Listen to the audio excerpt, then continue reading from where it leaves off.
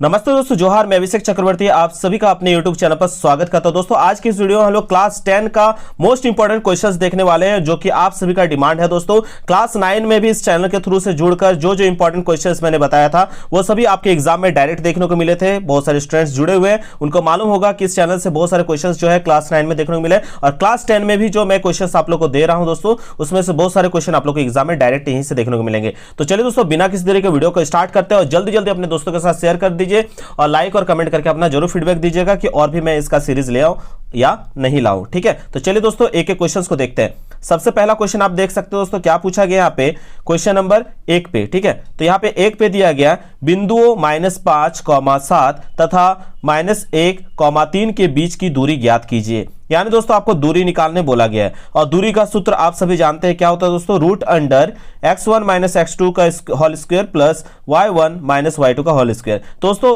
जो स्टूडेंट्स को सजाने में प्रॉब्लम होती है, तो सबसे पहले आसानी से आप लोग क्या कीजिएगा, जो आपके क्वेश्चन में 2 वैल्यू दिया गया उसको आप लोग इस तरीके से लिख दीजिएगा सजा के। ठीक है, अब यहाँ पे क्या कीजिएगा, एक तरफ -5 और एक तरफ -7, उसी तरह से यहाँ पे जो दिया गया एक तरफ -1 और इधर 3। ठीक है, अब दोस्तों क्या करना है आपको, यहाँ पे एक को मानना है x1 और एक को y1, उसी तरह से एक को x2 दूसरा को y2। ठीक है, अब दोस्तों यहाँ पे हम लोग वैल्यू आसानी से पुट करते हैं, तो वैल्यू देख सकते हो दोस्तों, x1 का वैल्यू क्या दिएगा -5, उसी तरह से x2 का वैल्यू दिएगा -1। ठीक है, यहाँ पे माइनस देके होल स्क्वायर देंगे। यहाँ पे उसी तरह से y1 का वैल्यू क्या दिया गया दोस्तों, यहाँ पे देख सकते हैं 7, और y2 का वैल्यू दिया गया 3। ठीक है, तो यहाँ पे आप वैल्यू को आप पुट कर लीजिएगा, और उसके बाद दोस्तों यहाँ पे जब आप इसको कैलकुलेट कीजिएगा तो आपका आएगा -4, और इधर से दोनों को माइनस करेंगे तो यहाँ आएगा आपका 4 का स्क्वायर। अब 4 का स्क्वायर हो गया दोस्तों, तो 4 का स्क्वायर माइनस में माइनस माइनस क्या होता है, प्लस होता है। 4 का स्क्वायर करेंगे 16, और यहाँ भी 4 का स्क्वायर 16।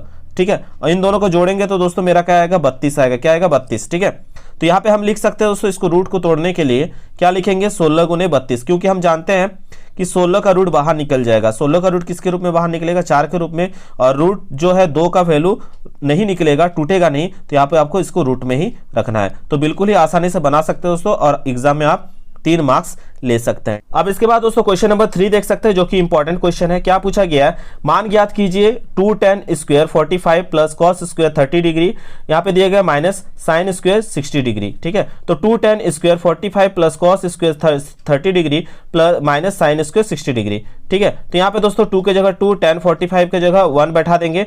ठीक है, आप लोग याद किए होंगे, अगर आप लोग को याद करने में असुविधा होती है तो आप नीचे कमेंट कीजिएगा, मैं एक ट्रिक बता दूंगा, उससे आप लोग को याद हो जाएगा। ठीक है, अब यहाँ पे tan 45 का 1 होता है, और यहाँ स्क्वायर लगा हुआ था, आप जो है ब्रैकेट देके स्क्वायर दीजिएगा, प्लस की जगह प्लस बैठाएंगे। ठीक है, cos 30 डिग्री का वैल्यू क्या होता है, √3/2, यहाँ भी स्क्वायर लगा हुआ था, आप जो है यहाँ पे स्क्वायर दीजिएगा ब्रैकेट देके। फिर साइन का जो है 60 डिग्री का वैल्यू क्या होता है, √3/2 होता है दोस्तों। ठीक है, स्क्वायर लगा था, आप यहाँ स्क्वायर दीजिएगा। अब दोस्तों क्या करना है, इसको सॉल्व करते हैं हम लोग। ठीक है, 2 के जगह 2, 1 का स्क्वायर 1, अब यहाँ पे स्क्वायर लगा हुआ है रूट के ऊपर, तो दोस्तों रूट तो खत्म हो जाएगा, है ना, तो 3 बटे क्या हो जाएगा आपका 2 का स्क्वायर 4, तो यहाँ हो गया। इसके ऊपर भी रूट लगा है, और रूट के ऊपर स्क्वायर होने से क्या होता है, रूट हट जाता है, और 2 का स्क्वायर क्या हो जाएगा दोस्तों 4। ठीक है, अब दोस्तों यहाँ पे देख सकते हैं हम लोग, एक प्लस पे है और एक माइनस पे है, दोनों ही नंबर सेम है। तब दोस्तों क्या करते हैं हम लोग, प्लस और माइनस को काट के उसको कैंसिल कर देते हैं, और 2 1 जा क्या हो जाएगा दोस्तों, 2 जो है यहाँ पे करेक्ट हो जाएगा। यानी दोस्तों आपका आंसर क्या हो रहा है, 2 इज द करेक्ट आंसर। अब इसके बाद दोस्तों नेक्स्ट क्वेश्चन देख सकते हैं, क्या दिया गया है, त्रिज्या 7 सेंटीमीटर तथा 5 सेंटीमीटर वाले लंब विवृत बेलन का आयतन ज्ञात कीजिए। यानी लंब विवृत बेलन का आपको आयतन निकालने बोला गया दोस्तों। इसको आसानी से आप लोग निकाल सकते हैं। कैसे निकालिएगा, सबसे पहले दोस्तों एक बेलन बना लीजिएगा। ठीक है, और इसका जो है आपका ऊंचाई दिया हुआ है, त्रिज्या भी दिया हुआ है, तो त्रिज्या यहाँ पे दिखा दीजिएगा, ऊंचाई यहाँ पे दिखा देंगे। ठीक है, तो r दिया है 7 सेंटीमीटर, यानी ये आपका त्रिज्या हो गया, और ऊंचाई दिया है 5 सेंटीमीटर। तो बेलन का आयतन का फॉर्मूला आपने पढ़ा हुआ है, क्या होता है, πr²h। ठीक है, तो पाई का वैल्यू 22/7 होता है, r का वैल्यू दिया हुआ है आपका 7। ठीक है, 7 का यहाँ पे दोस्तों r 2 बार लिखना है, यानी 7 को के बार लिखना है आपको, 2 बार। ठीक है, और h का वैल्यू कितना दिया है दोस्तों, 5 दिया, तो 5 बैठा दिए।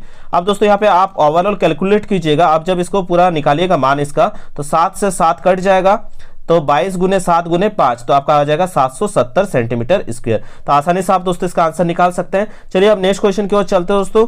ये क्वेश्चन पूछा गया 6 नंबर पे, माध्य माध्यिका तथा बहुलक के बीच संबंध बताइए। तो माध्य माध्यिका तथा बहुलक के बीच संबंध क्या होता है दोस्तों, ये वाला आप जानते हैं, ये जो संबंध होता है 3 गुना माध्यक बराबर बहुलक प्लस 2 गुना माध्य। ठीक है, ये इसका संबंध होता है, रिलेशन होता है। ठीक है दोस्तों, इसके बाद नेक्स्ट क्वेश्चन की ओर चलते हैं। क्या पूछा गया है, एक पासे को एक बार फेंका जाता है, निम्नलिखित को प्राप्त करने की प्रायिकता ज्ञात कीजिए। ठीक है, तो दोस्तों यहाँ पे सबसे पहले जो है आपको बोला गया एक विषम संख्या एक सम संख्या। तो एक विषम संख्या निकालने के लिए बोला गया है, तो एक पासा को अगर फेंकते हैं दोस्तों, पासा में कितना नंबर होता है, जब लूडो खेलते हैं, लूडो का गोटी फेंकते हैं ना, तो वहां पे 1 होता है, 2 होता है, 3, 4, 5 और 6 तक होता है डिजिट उस पे। ठीक है, तो 6 अंक तक होता है, तो आपको जो है संभावित परिणामों की संख्या कितना है दोस्तों, 6। ठीक है, अब यहाँ पे घटना का बात किया गया है, प्रारंभिक घटनाओं की संख्या, तो प्रारंभिक घटनाओं की संख्या टोटल कितना है, 6 है, तो यहाँ पे 6 लिख देंगे। अब दोस्तों यहाँ पे आपको पहले जो क्वेश्चन पे बोला है एक विषम संख्या, तो सबसे पहले आपको विषम संख्या छांटना होगा। तो विषम संख्या कौन कौन है, 1 है, 3 है और 5 है, जो 2 का पहाड़ा में नहीं आता है या जो 2 से भाग नहीं लगता है। तो यहाँ पे 1, 3 और 5, 3 को ही है ना आपका विषम संख्या, तो यहाँ पे आप 3 बैठा दीजिएगा विषम संख्या। ठीक है, अब दोस्तों आराम से निकाल दीजिए P विषम संख्या, क्या निकालेंगे, प्रायिकता किसका, विषम संख्या का। क्या होता है फॉर्मूला प्रायिकता का निकालने का, अनुकूल संख्या बटा कुल संख्या। अनुकूल संख्या कितना है दोस्तों, 3 और आपका कुल संख्या है आपका 6, काटिए 3 1 के 3, 3 दूनी 6, तो आपका निकल गया 1/2।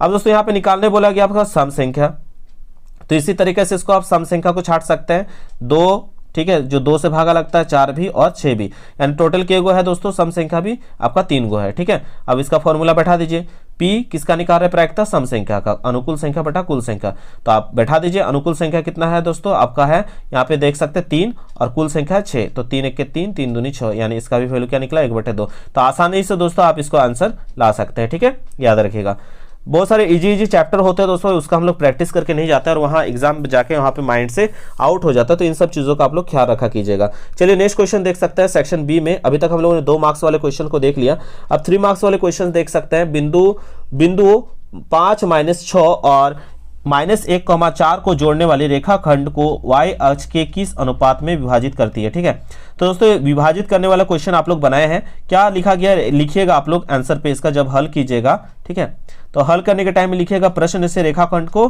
कौन y अक्ष विभाजित करता है, यहाँ पे बोल दिया गया है, देखिए। ठीक है, तो आपको क्या लिखना है इस सिचुएशन में, आपको लिखना है चूंकि x बराबर हम क्या मान लेते हैं, x का वैल्यू क्या मानते हैं, 0, x का वैल्यू क्या मानते हैं, 0, क्लास 9 में आप लोग को बताया गया था। ठीक है, अब दोस्तों इस सिचुएशन में हम ए वैसे ही जो आप लोगों को बताया स्टार्टिंग में ये वाला क्वेश्चन कि एक को ए मानेंगे एक को बी। ठीक है, उस तरह से वैल्यू ए का वैल्यू बैठा दिए, बी का वैल्यू इधर वाला को x1 y1, इधर का वाला को x2 y2। ठीक है, अब दोस्तों यहाँ पे क्या लिखेंगे, सबसे पहले माना कि ये दोस्तों याद रखिएगा आप लोग का इंपॉर्टेंट क्वेश्चन है, ये बार बार एग्जाम में पूछा जाता है, इसको अच्छे से करके जाइएगा। ठीक है, प्रैक्टिस 2 से 3 बार करके जाइए। माना कि y अक्ष रेखाखंड AB को k अनुपात 1 अपने से मानिएगा, कौन सा अनुपात पे, k अनुपात 1 के अनुपात में विभाजित करता है। ठीक है, तो दोस्तों यहाँ पे आप जो है यहाँ पे मानिएगा, एक को मानिएगा m1, एक को मानिएगा m2। ठीक है, यानी m1 m2 बराबर k अनुपात 1। ठीक है, अब दोस्तों इसको क्या करना, विभाजन सूत्र से इसको सॉल्व करेंगे।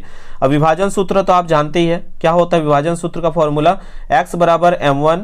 ठीक है, x जब भी अनुपात वाला क्वेश्चन हो दोस्तों आप लोग का, तो याद रखिएगा इसको विभाजन सूत्र से हम लोग बनाते हैं। ठीक है, तो x बराबर आपका m1 x2 plus m2 x1 divided by m1 plus m2। ठीक है, अब जो जहां जिसका मान था दोस्तों आप लोग को मान बैठाने सिखाया गया, तो उसको वहां पे मान बैठा दीजिएगा, x की जगह x का मान बैठा दिए, m1 की जगह m1 का, m2 की जगह m2 का मान बैठा है, x1 की जगह x1 का। ठीक है, और यहाँ पे k प्लस क्या हो गया, 1 हो गया। अब दोस्तों आसानी से उसको कैलकुलेट कीजिए, क्या आ जाएगा, माइनस k प्लस 5 आ जाएगा और नीचे k प्लस 1। ठीक है, अब दोस्तों ये जो है यहाँ पे आपका किस पे है, डिवाइड पे है, गुना यहाँ इधर जाएगा तो ये क्या होगा दोस्तों, इसके साथ कैलकुलेट होगा, 0 के साथ गुना होगा तो वैल्यू पूरा क्या हो जाएगा, 0 हो जाएगा ना। अब दोस्तों इधर वाला जो है आपका वैल्यू क्या पूरा यही बच जाता है।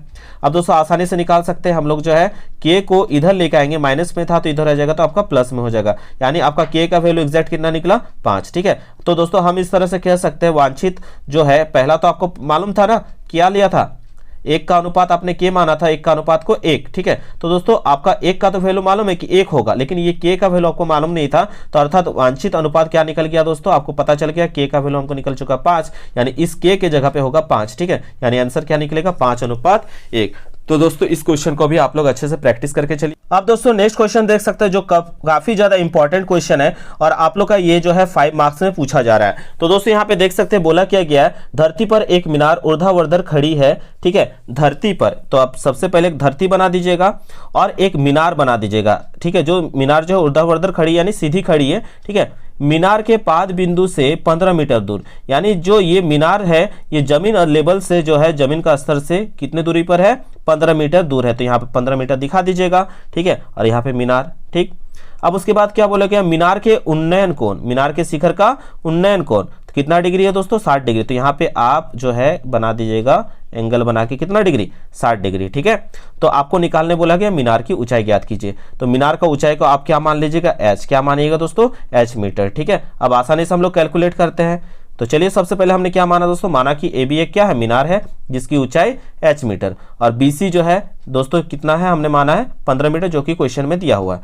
अब दोस्तों ये तो आप देख सकते हैं ये क्या है, एक समकोण त्रिभुज। ये क्या है, एक समकोण त्रिभुज है, जिसमें आप देख सकते हैं, आप यहां से देख रहे हैं उन्नयन कोण दिया गया, यानी आप यहां से देख रहे हैं, यानी ये हो गया आपका P और नीचे वाला हो गया B। और P बटा B किसका होता है दोस्तों, कौन सा फॉर्मूला का होता है, P बटा B अभी आपको लोग को याद होगा tan थीटा का, किसका होता है, tan थीटा का। देख सकते हैं, पंडित भोला प्रसाद हरी हरी बोल सोना चांदी तोल। तो देखिए P बटा B किसका है दोस्तों, P बटा B है आपका tan थीटा का, ठीक है।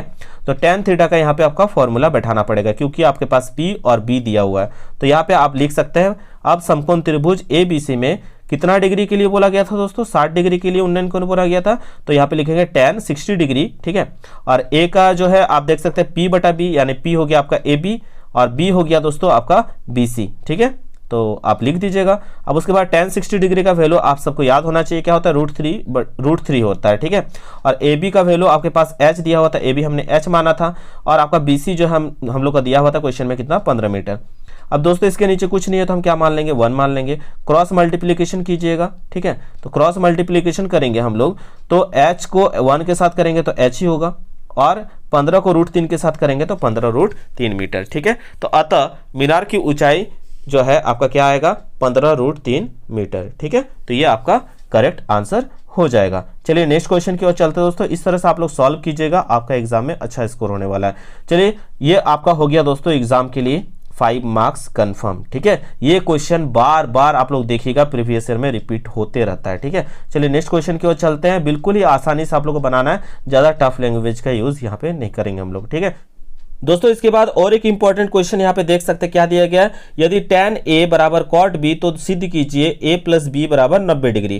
तो दोस्तों इसको आसानी से बना सकते हैं। क्या हो जाएगा दोस्तों, चूंकि tan A बराबर cot B, आप दोस्तों या तो tan को cot में चेंज कर दीजिए या तो cot को tan में, ठीक है। तो यहाँ पे आप क्या कर रहे हैं, यहाँ पे हम लोग को लिए सहूलियत हुआ इसको करने का, तो इसको हम tan में अगर बदलना है तो क्या लिखेंगे दोस्तों, tan 90 माइनस B, ठीक है। आप दोस्तों जो है यहाँ पे इसको आप कैंसिल कर सकते हैं। कैसे कैंसिल कीजिएगा, दोनों तरफ tan, क्या करेंगे, दोनों तरफ tan हटा देंगे। तो लिख देना आपको दोनों तरफ tan हटाने पर, क्या लिखना है, दोनों तरफ tan हटाने पर। तो दोनों तरफ tan हटा देंगे तो इधर का आपका A बच जाएगा, इधर का आपका 90 माइनस B बचेगा, ठीक है। अब दोस्तों यहाँ पे हमको A प्लस B निकालने के लिए बोला गया, A प्लस B आपको प्रूव करने के लिए बोला गया। तो अब क्या करते हैं, B माइनस में इधर ले जाएंगे तो क्या होगा, प्लस में हो जाएगा। तो A प्लस B बराबर क्या बच जाएगा, 90 डिग्री। इस तरह से आपका आंसर प्रूव होता है यहाँ पे A प्लस B बराबर 90 डिग्री, ठीक है दोस्तों। इसके बाद और एक 6 मार्क्स का इंपॉर्टेंट क्वेश्चन आप लोग देख सकते हैं। क्या बोला गया, 7 मीटर ऊंचे भवन का शिखर से एक केबल टावर के शिखर का उन्नयन कोण 60 डिग्री है, इसके पाद बिंदु का अवनयन कोण 45 डिग्री है, टावर की ऊंचाई ज्ञात कीजिए। तो दोस्तों ये क्वेश्चन जो आपको 5 मार्क्स के लिए और ये आपका मॉडल पेपर में भी दिया गया है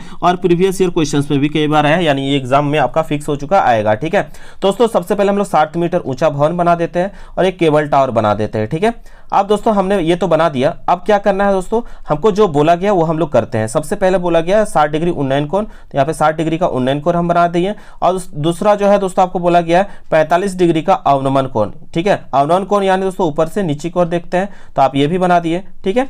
अब दोस्तों यहाँ पे आपको बोला है टावर की ऊंचाई ज्ञात करने के लिए, तो पूरा टावर की ऊंचाई को हम मान लिए h मीटर, कितना मान लिए, h मीटर, ठीक है। अब दोस्तों एक बात बताइए, अगर इधर का वैल्यू आपका 7 मीटर हो रहा है, इसको अगर इसका इक्विवेलेंट ले जाते हैं, ये अगर 7 मीटर हो रहा है तो इतना वाला यहाँ से यहाँ तक का वैल्यू इसका भी क्या होगा, 7 मीटर होगा।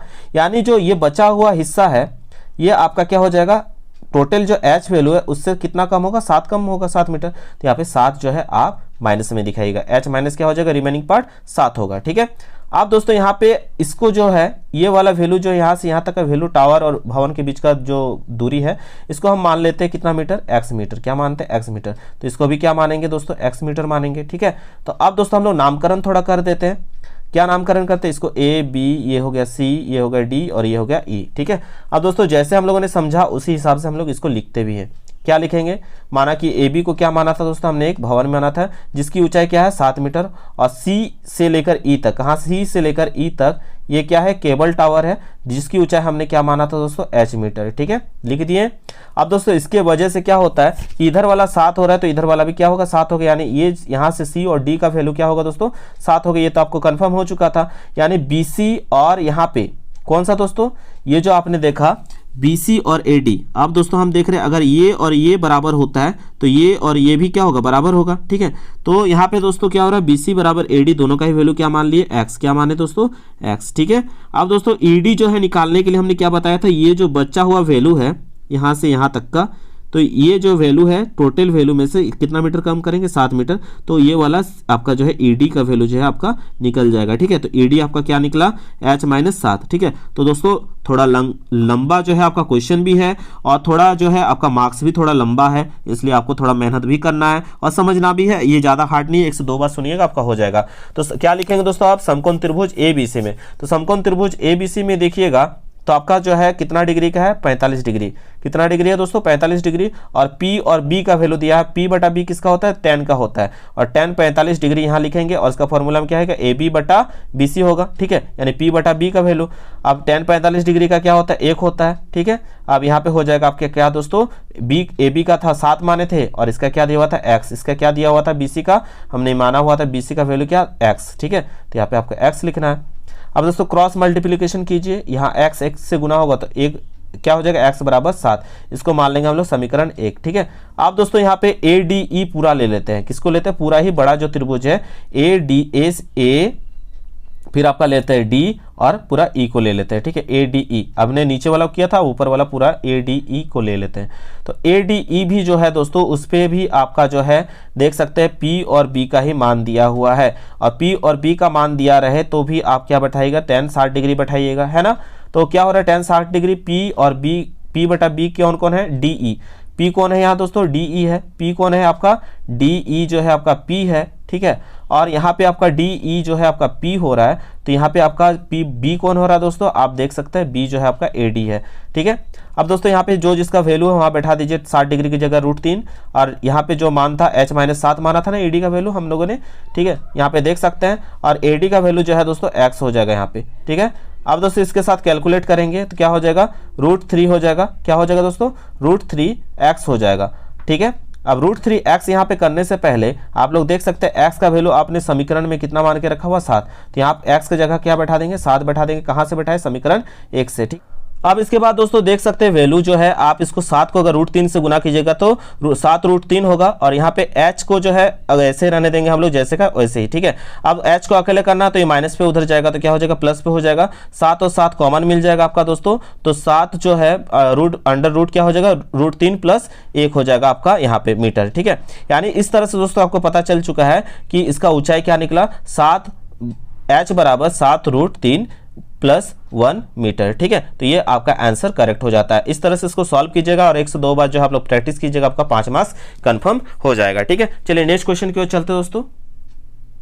यानी इस तरह से दोस्तों आपको पता चल चुका है कि इसका ऊंचाई क्या निकला, 7, h बराबर 7 √3 + 1 मीटर। ठीक है, तो ये आपका आंसर करेक्ट हो जाता है। इस तरह से इसको सॉल्व कीजिएगा और 1 से 2 बार जो आप लोग प्रैक्टिस कीजिएगा, आपका 5 मार्क्स कंफर्म हो जाएगा। ठीक है दोस्तों, इसके बाद एक इंपॉर्टेंट क्वेश्चन दिया गया है, क्वेश्चन नंबर 16 पे देख सकते हैं। एक खिलौने की त्रिज्या दिया है 3.5 वाले एक शंकु के आकार का है, जो उसकी त्रिज्या वाले अर्धगोलाकार जो है अध्यारोपित है। उस खिलौने का संपूर्ण ऊंचाई 15.5 सेंटीमीटर है। उस खिलौने की संपूर्ण पृष्ठीय क्षेत्रफल ज्ञात कीजिए।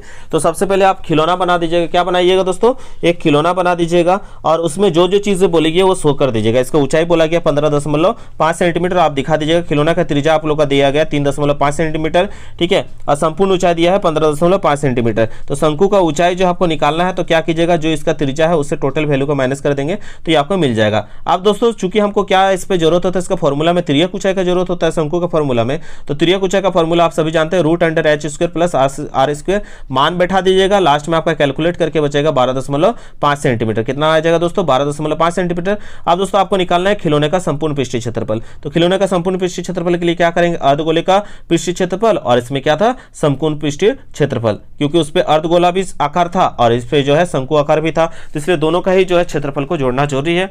तो अर्धगोला का आप जानते हैं क्या होता है, 2 पाई आर स्क्वायर, और शंकु का होता है पाई आर एल। तो सबका मान आपके पास था, बैठा लीजिएगा। जब इसको आप फाइनल कैलकुलेट कीजिएगा दोस्तों तो आपका आ जाएगा 214.5 सेंटीमीटर स्क्वायर, इसका करेक्ट आंसर हो जाएगा। ठीक है, नेक्स्ट क्वेश्चन दोस्तों दिया गया है, एक ठोस एक अर्धगोले पर खड़ा एक शंकु आकार का है जिसकी त्रिज्या 1 सेंटीमीटर और शंकु की ऊंचाई जो है उसकी त्रिज्या के बराबर है, और ठोस का आयतन पाई के पदों में व्यक्त करने के लिए बोला गया, यानी पाई के रूप में ही आपको जो है आंसर को लाना है। तो सबसे पहले आर दिया हुआ है 1 सेंटीमीटर, एच दिया है 1 सेंटीमीटर, ठोस गोले का आयतन जो है इस पे अर्धगोला भी है दोस्तों देख सकते हैं, और शंकु का आयतन भी, दोनों ही लगाना है। तो दोनों का आयतन का फॉर्मूला बैठा दीजिएगा। जब दोस्तों इसको आप मान बैठा के पूरा कैलकुलेट कीजिएगा तो यहाँ पे आप देख सकते हैं कि पूरा कैलकुलेशन करने के बाद आपका देख सकते हैं 2 पाई और यहाँ 1 पाई बच रहा है, तो दोनों 2 पाई और 1 पाई जोड़ेंगे तो क्या हो जाएगा दोस्तों 3 पाई, यानी 3 पाई को 3 से काटेंगे तो आपका आंसर निकल जाएगा पाई। क्या निकल जाएगा, पाई। और इसका आंसर, आयतन का आंसर किस में आता है दोस्तों, क्यूब में आता है। तो आपका जो क्वेश्चन दिया होता है सेंटीमीटर में, तो आपका आंसर हो जाएगा सेंटीमीटर क्यूब। दोस्तों इस तरह से आप बना के आसानी से जो है इसका मार्क्स ले सकते हैं। ये सब 5 मार्क्स वाले क्वेश्चन है, इस पे कुछ नहीं दोस्तों, आप लोग का प्रैक्टिस निर्भर करता है, इसलिए इस सब क्वेश्चन को अच्छे से करके जाइएगा। चलिए नेक्स्ट क्वेश्चन की ओर चलते हैं। इसके बाद दोस्तों देख सकते हैं नेक्स्ट क्वेश्चन क्या दिया है, निम्न आंकड़ों से माध्य ज्ञात कीजिए। अब दोस्तों माध्य निकालने के लिए बोला गया माध्य ज्ञात कीजिए और 5 नंबर लीजिए। ठीक है, तो इजी क्वेश्चन है, इसको कैसे बना सकते हैं, आपके पास जो है दिया गया वर्ग अंतराल दोस्तों यहाँ पे देख सकते हैं, तो वर्ग अंतराल को सजा लीजिएगा। उसके बाद दोस्तों आपका बारंबारता भी दिया हुआ है नीचे की ओर, तो आप बारंबारता को भी सजा लीजिएगा। ठीक है, इसके बाद क्या करते हैं हम लोग, एक्स का वैल्यू निकालते हैं। एक्स कैसे निकालते हैं, दोनों को जोड़ते हैं और दोनों को जोड़ने के बाद 2 से भाग देते हैं, तो 10 और 0 को जोड़ेंगे तो आपका 10 ही होगा, और 10 को आप 2 से भागा दीजिएगा तो 5। फिर आपका दोस्तों देख सकते हैं यहाँ पे 10 और 20 को जोड़िएगा तो हो जाएगा आपका 30, और 30 का आधा होगा दोस्तों 2 से भागा देंगे तो आपका होगा 15। यानी दोस्तों बेसिकली दोनों को जोड़ना है और उसका आधा कर देना है। 20 और 30 को जोड़िएगा तो क्या हो जाएगा आपका 50, 50 का आधा 25। उसी तरह से 40 और 30 को जोड़िएगा तो आपका 70, 70 का आधा 35। उस तरह 40 और 30 को जोड़िएगा दोस्तों, यहाँ पे दोस्तों देख सकते हैं 40 और 50 को जोड़िएगा तो हो जाएगा 90, 90 का आधा 45। उस तरह से 50 और 60 को जोड़ेंगे दोस्तों तो आपका आ जाएगा दोस्तों यहाँ पे क्या, उसको जोड़ने के बाद, दोनों को जोड़ने के बाद 110 को भागा देंगे 2 से तो आपका हो जाएगा 55। तो दोस्तों इसके बाद निकल चुका ये। आप दोस्तों आपको क्या करना है, ये जो f और x है दोनों का आपस में गुना करना है, तो आपका निकलेगा fx। ठीक है, तो आप दोनों को गुना करते चलिएगा, आपका आंसर निकलता जाएगा 5 5 25। ठीक है, 8 15 8 आपका 120, यहाँ हो गया 10 और 25 गुना करेंगे 250, 3 और 35 गुना कीजिए 105, 8 45 गुना कीजिएगा 360, और यहाँ 6 को 55 से गुना करेंगे तो 330। तो दोस्तों इधर वाले को भी आपको जोड़ना है, सॉरी यहाँ पे आपको बारंबारता को भी जोड़ना है और इधर fx को भी जोड़ना है, तो f को भी जोड़ना है और fx को भी जोड़ना है, क्योंकि माध्य का फॉर्मूला में ये दोनों का ही उपयोग किया जाता है। तो यहाँ पे देख सकते हैं इसका फॉर्मूला में इसका जो आंसर आएगा इसको हम कहते हैं सिग्मा f, और इसका जो आंसर आएगा इसको सिग्मा fx कहते हैं। और माध्य को जो है x बार से दिखाया जाता है, तो इसका फॉर्मूला होगा माध्य बराबर sigma fx by sigma f। दोनों का कैलकुलेट कीजिएगा दोस्तों, आपका निकल जाएगा 29.75, इसका करेक्ट आंसर हो जाएगा। दोस्तों इस तरह से आप एग्जाम में बना के आसानी से मार्क्स ले सकते हैं, 5 मार्क्स। दोस्तों इसके बाद और एक मोस्ट इंपॉर्टेंट क्वेश्चन है जो कि आप लोगों को डायरेक्ट एग्जाम में 5 मार्क्स में पूछा जाएगा। यहाँ पे देख सकते हैं क्या निकालने को बोलेगा, निम्न आंकड़ों से माध्यिका ज्ञात कीजिए, यानी मीडियन निकालने के लिए बोला गया। आपके पास वर्ग अंतराल दिया है और बारंबारता दिया है। ठीक है, आप सजाते चलिए, वर्ग अंतराल को सजा दीजिएगा जैसे जैसे दिया है। ठीक है, उसके बारंबारता का जो मान दिया हुआ उसको आप सजा दीजिएगा 3 2 3 7 6 6 6। ठीक है, यहाँ पे 3 6 दे दिया गया। अब इसमें जो है दोस्तों उसमें तो सिग्मा fx निकालने के लिए सिग्मा आपका f भी था और fx भी निकालना पड़ा। अब दोस्तों इसमें क्या है दोस्तों, आपको फॉर्मूला में जरूरत पड़ेगा CF का, यानी क्यूमुलेटिव फ्रीक्वेंसी जिसे हम संचयी बारंबारता कहते हैं। तो इसको निकालने का तरीका क्या है दोस्तों, 1 को 1 से जोड़ते चलिए, 2 यहाँ पे पहला वाला जैसे का तैसा लिखेंगे, 2 को 3 से जोड़िएगा तो 5, 5 को यहाँ पे 7 से जोड़ेंगे तो आपका हो गया 12, 12 को 6 से जोड़िएगा 18, 18 को 6 से जोड़ेंगे तो 24, 24 को आप 6 से जोड़िएगा तो 30। ठीक है, अब दोस्तों कैलकुलेशन आपका सही है गड़बड़ है, आप यहाँ पे चेक कर लीजिएगा। इसको जो जोड़ेंगे यहाँ पे 30 आ रहा है, यहाँ का भी वैल्यू क्या आना चाहिए, 30 आना चाहिए। अब दोस्तों आपको क्या निकालना है, आपको n/2 निकालना है ताकि आगे का मैथ आप बना सके। तो यहाँ पे n/2 निकाल लेंगे। ठीक है, तो आपका निकल गया 15। अब दोस्तों यहाँ पे 15 जो निकला, यानी जो आपका यहाँ वैल्यू निकला दोस्तों उससे ठीक बड़ा लेना है आपको बारंबारता, संचयी बारंबारता जो है 15 से ठीक बड़ा वाला संचयी बारंबारता को आपको चुनना है। तो 15 से ठीक बड़ा कौन दिख रहा है दोस्तों, 18। कौन दिख रहा है, 18। यानी आपको जो है कौन सा वर्ग अंतराल को चुनना है, 55 से 70 वाला को आपको चुनना है। ठीक है, तो अब दोस्तों हम लोग चलिए चुनते हैं और फटाफट इसको सॉल्व करते हैं। तो 15 से आपने जो देखा दोस्तों, 15 से ठीक बड़ा कौन था, 18 था, संचयी बारंबार था, उसमें वर्ग अंतराल आया था 55 70। तो दोस्तों आपका पहला जो 55 होगा वो L मानेंगे। और इसके बाद जो है यहाँ पे आप देख सकते हैं, जो यहाँ पे दोस्तों हमने लिया था उसका जो संचयी बारंबारता था 55 से 70 वाला, उसका क्या था दोस्तों, 18 वाला पे आपने देखा इसका संचयी बारंबारता क्या था, 6 था, है ना। तो यहाँ पे आपको 6 को ले लेना है। फ्रीक्वेंसी क्या दिखाना है, बारंबारता 6। अब CF कितना था दोस्तों, CF यहाँ पे ध्यान देना, इसी पे वो गड़बड़ करते सभी। देखिए 15 से ठीक बड़ी बारंबारता 18 है, लेकिन इससे थोड़ा सा ऊपर वाला, जस्ट ऊपर वाला को हम मानते हैं क्या, CF। क्या मानते हैं इसको, CF मानते हैं। ठीक है, इसी में थोड़ा स्टूडेंट्स गड़बड़ा जाते हैं। तो यहाँ पे जो इससे ठीक बड़ा वाला होगा वो होगा आपका CF, और इन दोनों का जो अंतर करेंगे 70 से 55 को माइनस कीजिएगा तो आएगा 15, ये हो जाएगा आपका H। ये क्या हो जाएगा, H। अब कुछ नहीं करना है, माध्यक का फॉर्मूला आपको याद रखना है और इसको प्रैक्टिस करके जाना है, और मान को आपको बैठा देना है L की जगह। L का मान n/2 का तो आपने ऑलरेडी निकाल के रखा होता काट कूट के, तो आपका आया था 15, तो यहाँ पे आप बैठा दीजिएगा n/2 की जगह 15। CF आपने देखा 12, और यहाँ पे दोस्तों H का, यहाँ पे जो है आपने देखा F का वैल्यू कितना था दोस्तों, 6, और H का वैल्यू क्या है, 15। तो पूरी आप कैलकुलेशन कीजिएगा। सबसे पहले ब्रैकेट के अंदर का कैलकुलेशन करते हैं हम लोग, रूल के हिसाब से जानते हैं, बोर्ड मास का रूल। तो यहाँ पे जब आप 15 से 12 को माइनस कीजिएगा आपका 3 होगा। अब इसको जब कैलकुलेट कीजिएगा दोस्तों, तो कैलकुलेट करने के बाद आपका जो यहाँ पे क्या बचेगा, 3/6, 3 एकम 3, 3 दूनी 6, 3, तो यहाँ हो गया आपका 2। ठीक है, यानी 15 बट्टा क्या हो गया, 2। अब कुछ नहीं करना दोस्तों, 55 को 55 रहने देना, 15 को 2 से भाग दीजिएगा, तो 15 रुपये का आधा कितना होता है, 7.5।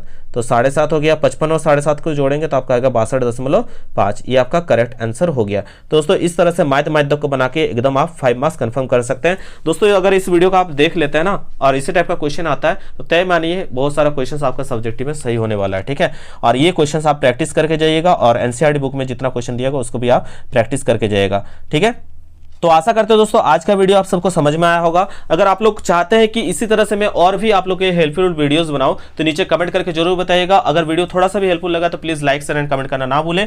तब तक के लिए दोस्तों धन्यवाद, जय हिंद, वंदे मातरम।